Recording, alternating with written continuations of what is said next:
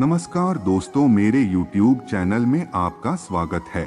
महान हिंदू धर्म ग्रंथ जो भारतीय साहित्य और इतिहास में सबसे अधिक प्रतिष्ठित कृति है में कुरुक्षेत्र युद्ध में भगवान कृष्ण और अर्जुन के बीच संवाद शामिल है। इस संवाद के माध्यम से भगवान श्री कृष्ण ने संपूर्ण जगत को ज्ञान दिया। इन शिक्षाओं को अपनाने से व्यक्ति पूर्ण सुख और शांति के साथ जीवन जी सकता है। भीष्म पर्व महाभारत के उपनिषद का एक भाग है।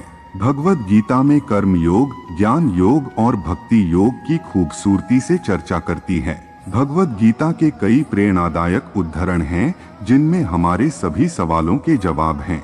महाभारत का युद्ध श्रीमद् भागवत गीता की पृष्ठभूमि के रूप में कार्य करता है। महाभारत के युद्ध में अर्जुन अपने परिवार का सामना करने से डरते थे। हम अपनी समस्याओं का सामना करने से भागने की कोशिश कर सकते हैं। जैसे अर्जुन धर्म से निराश हो गया था, वैसे ही हम निराशा और अनिश्चितता की स्थिति में फंस जाते हैं। इनकी तरह श्रीमद् भगवद गीता उद्धरण हमें अपने जीवन में सही रास्ते पर चलने और आध्यात्मिक मूल्यों की तलाश करने में मदद कर सकते हैं। श्रीमद् भगवद गीता के उद्धरण एक अच्छे और सार्थक जीवन के आचरण के केंद्र में रहते हुए विभिन्न मान्यताओं, मूल्यों और अनुशासनों पर चर्चा करते हैं। यह हमें भक्ति, लगाव, उद्देश्यों का टकराव, नैतिक कार्य और परिणाम, कर्तव्य की भावना और सही कार्यों के बारे में गलतफहमी सिखाता है। महाभारत के युद्ध से दिव्य भगवान कृष्ण द्वारा प्रस्तुत 700 श्लोक हैं। श्रीमद् भगवद गीता अपना कर्तव्य निभाने और ईश्वर में विश्वास के महत्व पर जोर देती है। यहाँ 30 सर्वश्रेष्ठ भगवद गीता उद्धरण हैं, जो आपके जीवन को सही अर्थ दे सकते हैं। सर्वश्रेष्ठ भगवद गीता उद्धरण जो आपके जीवन में सकारात्मकता लाएगा। भगवद गीता एक ऐसा आवश्यक ग्रंथ है जो जीवन जीने का तरीका बताता है और सही निर्णय लेने में मदद करता है। एक, इंद्रियों और इंद्रिय विषयों के संयोजन से प्राप्त खुशी हमेशा संकट का कारण होती है और इससे हर तरह से बचना चाहिए। 2, उस व्यक्ति को शांति का एहसास होता है जो सभी इच्छाओं को त्याग कर बिना किसी लालसा के अस्तित्व में रहता है और नश्वर अहंकार और उसकी मेरीपन की भावना से अनजान होता है। 3, जो कोई भी आध्यात्मिक अनुभूति के उन्नत चरण के लिए अपने दृढ़ संकल्प में स्थिर है और संकट और खुशी के हमलों को समान रूप से सहन कर सकता है, वह निश्चित रूप से मुक्ति का पात्र है। 4, सुख और दुख का अनित्य रूप से प्रकट होना और समय आने पर उनका लुप्त हो जाना सर्दी और गर्मी की ऋतुओं के प्रकट होने और लुप्त हो जाने के समान है। वे धारणा की भावना से उत्पन्न होते हैं और किसी को परेशान हुए बिना उन्हें सहन करना सीखना चाहिए। 5, खुशी मन की एक अवस्था है और इसका बाहरी दुनिया से कोई लेना देना नहीं है। 6, सहज विवेक के साथ धैर्य से संतृप्त आत्मा में लीन मन के साथ योगी अपने मन सभी विचारों को महसूस करते हुए धीरे धीरे शांति प्राप्त करेगा। 7, एक उपहार तब शुद्ध होता है जब वह दिल से सही व्यक्ति को सही समय पर सही जगह पर दिया जाता है और जब हम बदले में कुछ भी नहीं चाहते हैं। 8, मनुष्य अपने विश्वासों से बनता है, जैसा वह विश्वास करता है वैसा ही वह होता है। 9, वही मुझे प्रिय है जो न सुख के पीछे भागता और न दुख से दूर रहता है, न शोक करता न लालसा करता है, वरन वस्तुओं को जैसे होता है वैसे ही आने जाने देता है।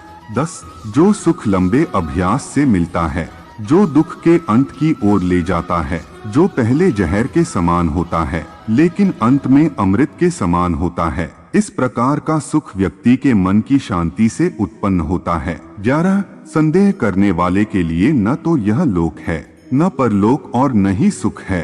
12, तू उनके लिए शोक करता है जिनके लिए शोक न करना उचित है, तो भी तू बुद्धिमान बातें बोलता है। बुद्धिमान न तो मृतकों के लिए शोक करते हैं और न ही जीवित लोगों के लिए। 13, भौतिक संसार में सभी सुखों की शुरुआत और अंत है, लेकिन कृष्ण में सुख असीमित है और इसका कोई अंत नहीं है। 14, इंद्रियों की दुनिया में कल्पना किए गए सुखों की शुरुआत और अंत होता है और वे दुख को जन्म देते हैं। अर्जुन, बुद्धिमान लोग इनमें खुशी नहीं तलाशते लेकिन जो लोग शरीर में उत्पन्न होने वाली वासना और क्रोध के आवेगों पर विजय पा लेते हैं, वे स्वस्थ हो जाते हैं और आनंद में रहते हैं। वे अपना आनंद, अपना आराम और अपना प्रकाश पूरी तरह से अपने भीतर ही पाते हैं। भगवान के साथ संयुक्त होकर वे ब्रह्मा में निर्वाण प्राप्त करते हैं। 15 इस आत्मविनाशकारी नरक के 3 द्वार हैं, काम, क्रोध और लालच। इन तीनों का त्याग करो। 16 कुछ लोग जहाँ भी जाते हैं खुशियाँ फैलाते हैं, दूसरे जहाँ भी जाते हैं खुशियाँ पैदा करते हैं। 17 जो स्वयं को पहचान लेते हैं वे सदैव संतुष्ट रहते हैं।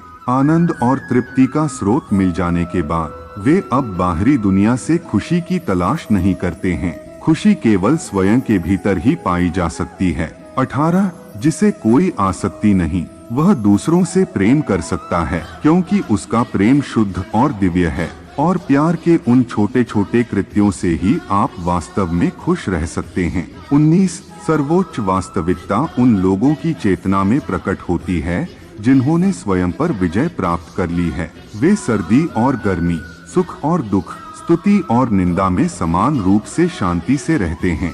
20 मैं और मेरा के सभी विचारों से मुक्त होकर मनुष्य को परम शांति मिलती है।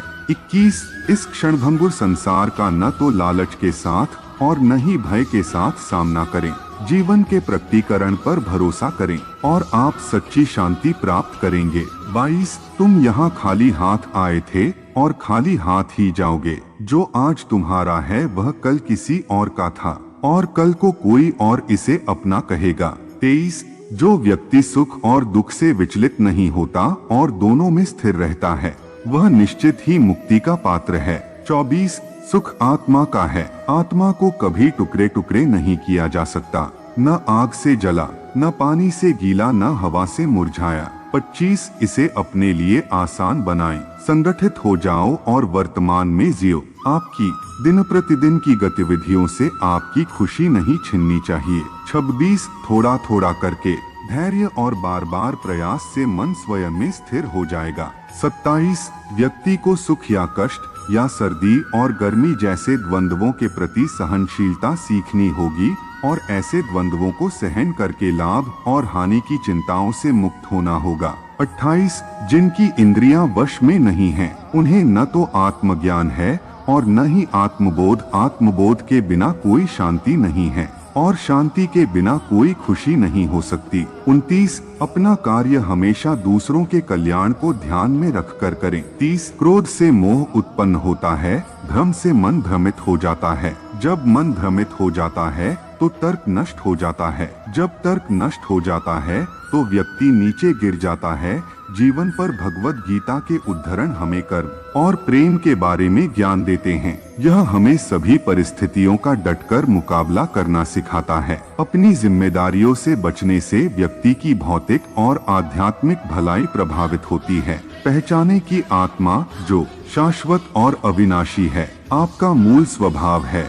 आत्मा का जन्मना या मरना असंभव है। हमें आशा है कि आपको यह वीडियो सुनने में आनंद आया होगा। लास्ट तक देखने के लिए धन्यवाद।